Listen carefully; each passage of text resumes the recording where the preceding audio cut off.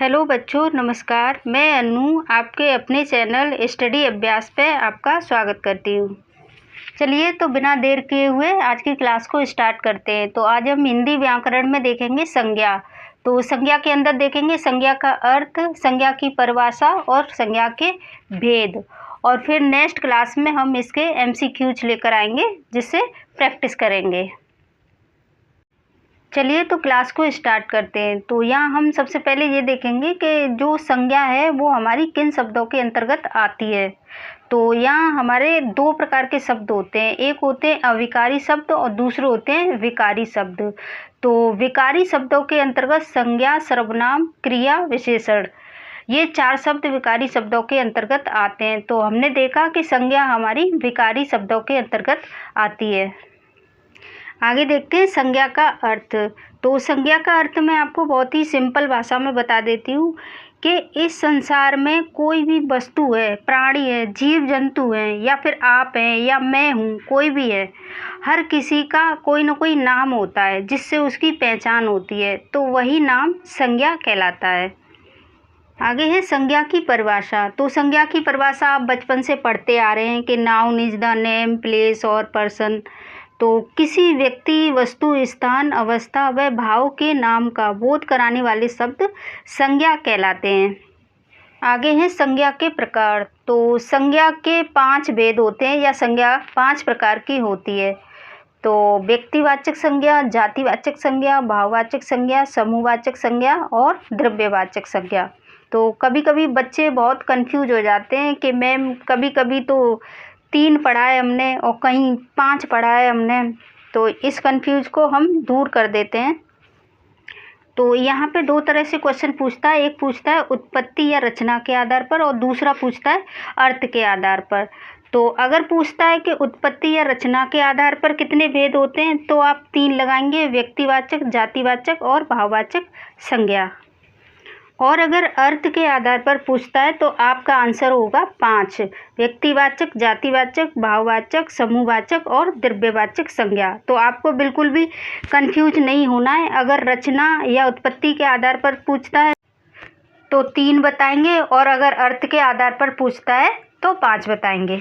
तो जहाँ तक है कि आपने अपना जो डाउट है वो क्लियर कर लिया होगा। चलिए तो आगे इनके भेद देख लेते हैं। तो सबसे पहले देखेंगे हम जातिवाचक संज्ञा। जो किसी वस्तु, प्राणी या स्थान की पूरी जाति का बोध दर्शाते हैं वह जातिवाचक संज्ञा के अंतर्गत आते हैं, जैसे लड़का, शहर, पुस्तक।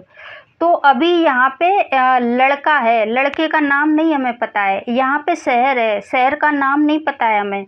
यहाँ पे पुस्तक है लेकिन किसी पार्टिकुलर एक पुस्तक का नाम नहीं पता है। पुस्तक बहुत सारी हो सकती हैं। तो आप ये जानिए कि जातिवाचक संज्ञा के अंतर्गत हमें एक पार्टिकुलर नाम नहीं पता है, सिर्फ पूरी जाति का बोध हो रहा है। और जो शब्द पूरी जाति का बोध कराते हैं वो जातिवाचक संज्ञा के अंतर्गत आते हैं।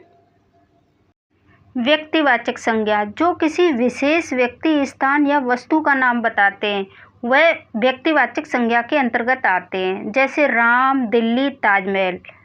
तो यही अंतर है व्यक्तिवाचक और जातिवाचक संज्ञा में कि वहाँ जातिवाचक संज्ञा में हमें किसी का नाम नहीं पता था और व्यक्तिवाचक संज्ञा में हमें नाम पता चल गया, राम, दिल्ली, ताजमहल। तो आप कंफ्यूज नहीं होंगे। जहाँ पूरी जाति का बोध कराए वहाँ पे जातिवाचक संज्ञा, और जहाँ पार्टिकुलर किसी व्यक्ति, स्थान का नाम पता चल जाए वह व्यक्तिवाचक संज्ञा होती है। आगे है हमारी भाववाचक संज्ञा। जो किसी गूढ़ अवस्था या भाव को दर्शाती है वह भाववाचक संज्ञा के अंतर्गत आती है, जैसे ईमानदारी, दुख, सुख और बचपन। ये सब भाववाचक संज्ञाएं, इन्हें हम देख नहीं सकते, सिर्फ महसूस कर सकते हैं। जिन्हें हम महसूस कर सकते हैं वह भाववाचक संज्ञा के अंतर्गत आती हैं। और अगला है हमारा समूहवाचक संज्ञा। तो समूहवाचक संज्ञा आपको नाम से ही पता चल रहा है कि जिसमें किसी समूह का बोध होता है वह समूहवाचक संज्ञा कहलाती है, जैसे सेना, भीड़, झुंड, सभा। ये सब क्या है? ये सब एक समूह का बोध कराते हैं। तो ये समूह के समूहवाचक संज्ञा के अंतर्गत आते हैं। तो हमारा लास्ट है द्रव्यवाचक संज्ञा। इसे बच्चों सामग्रीवाचक संज्ञा भी कहते हैं। कभी कभी पूछ लेता है सामग्रीवाचक संज्ञा। तो जो किसी पदार्थ या द्रव्य के नाम का बोध कराते हैं वह द्रव्यवाचक संज्ञा कहलाते हैं। तो द्रव्यवाचक संज्ञा के अंतर्गत हमारे जितने भी मटेरियल हैं और जितने भी लिक्विड होते हैं वो सब द्रव्यवाचक संज्ञा के अंतर्गत आ जाते हैं। जैसे पानी है, दूध है, सोना है, तो ये सब द्रव्यवाचक संज्ञा के अंतर्गत आते हैं।